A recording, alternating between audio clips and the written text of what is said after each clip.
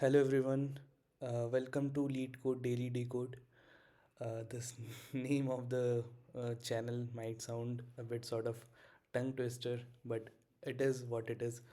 Um, I have made this channel, this is the first video of this channel. I have made this channel specifically for the purpose of solving lead code problems every day and putting up solution that I felt uh, uh, was easy to understand and easy to come up with in real time scenario.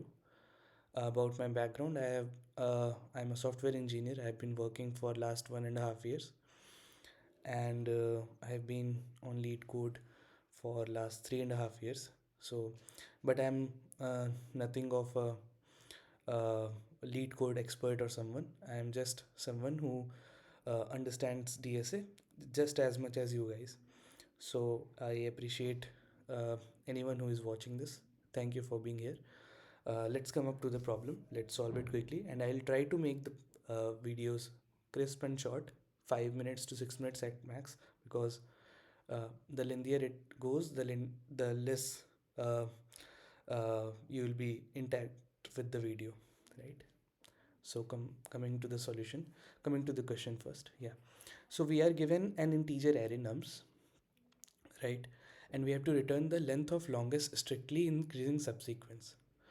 Um, Sounds simple, I think, but this subsequence, right? Let's quickly talk about what's a subsequence.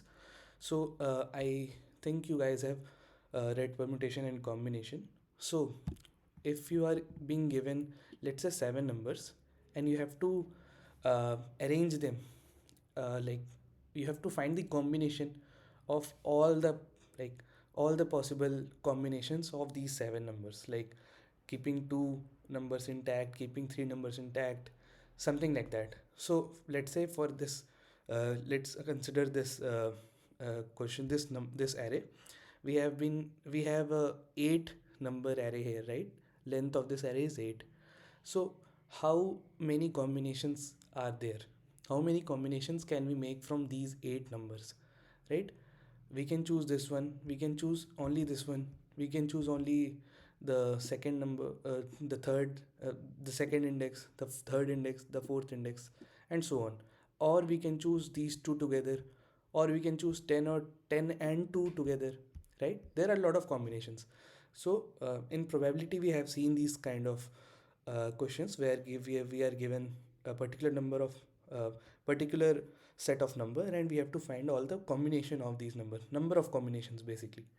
So in this case, there are, like, each number has the possibility of being chosen or not, right? So each number has two options. So the number of subsequences that can be formed from this array is 2 to the power n, right? I hope this is like you guys are able to understand it. If not, please let me know in the comments. So this is the number of subsequences that can be formed. Now, considering the constraint given here, number of like length of this array could be 2500, considering it to be 1000 also, like 10 to the power 3.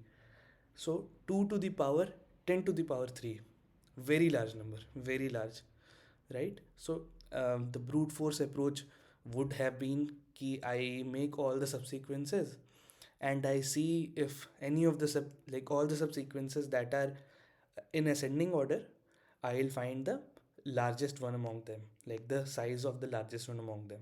But it's very lengthy, and uh, it cannot be done on simple system or simple computers, right? So we'll come up with a different approach. So this question requires a dynamic programming approach. What we are going to do here is, let's break this question into smaller form. Consider if you have been given this 10 as the only number in this nums array, right? If 10 is only there, right, what would be the longest subsequence? Like, what would be the length of longest subsequence? Obviously 10, only one number is there, right? But let's say if you are being given 10 and 9 both, right? Then the longest subsequence would be again 1, right? Because 10 and 9, if we take both of them, 9 is smaller than 10. So it cannot be, uh, it cannot, the size of longest subsequence cannot be 2. But if the size of longest subsequence is 1, so you have 10 and 9 as well, right? So answer could be, if you only take 10, if you only take 9, right? That both are possible answers. So what we'll do, we'll mark, like every time we are going ahead, we'll mark that till this number, what was the longest subsequences length, right? What was the longest subsequences length? So for in this example, till 10, the answer was 1, right? Till 9, again the answer was 1. Till 2, again the answer is 1, since it is decreasing. So there is no chance that the answer will be different than the previous one, right? Till 5. Now here is an interesting part. So till 5, what we'll do is we'll go and check the answer of all the previous three numbers, and we'll see that till 2 how much was the length, till 9 how much was the length, till 10 how much was the length. And till 2, while checking till 2, we will compare this current number 5 with 2. So if 5 is greater than 2, then whatever number, like whatever longest subsequence is there in 2, we'll add 1 to that, because our 5 is greater than this 2, right? And till now, like till 2, we have seen that increasing subsequence had a size of 1, right? So obviously the numbers before 2 would have been smaller than 2. That is the main reason we are just comparing it with 2, and we are making an assumption we are making a conclusion that the largest subsequence would be the length of subsequence at 2 plus 1, including our 5, right?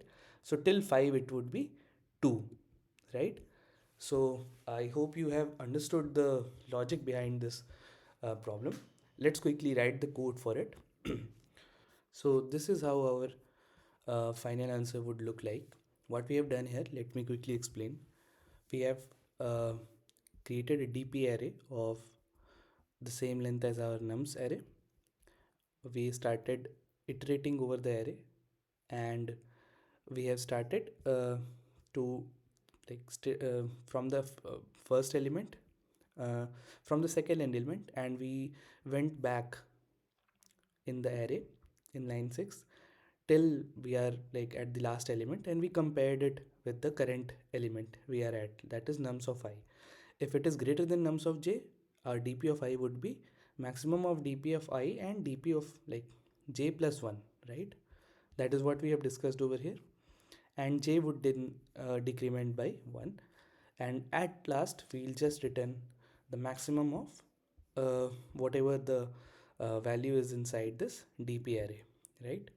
The maximum value of the maximum element of this dp array would be the answer.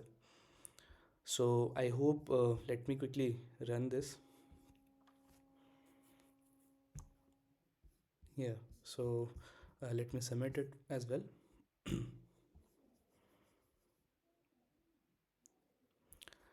So it is accepted, and it is pretty much uh, correct from what I have seen.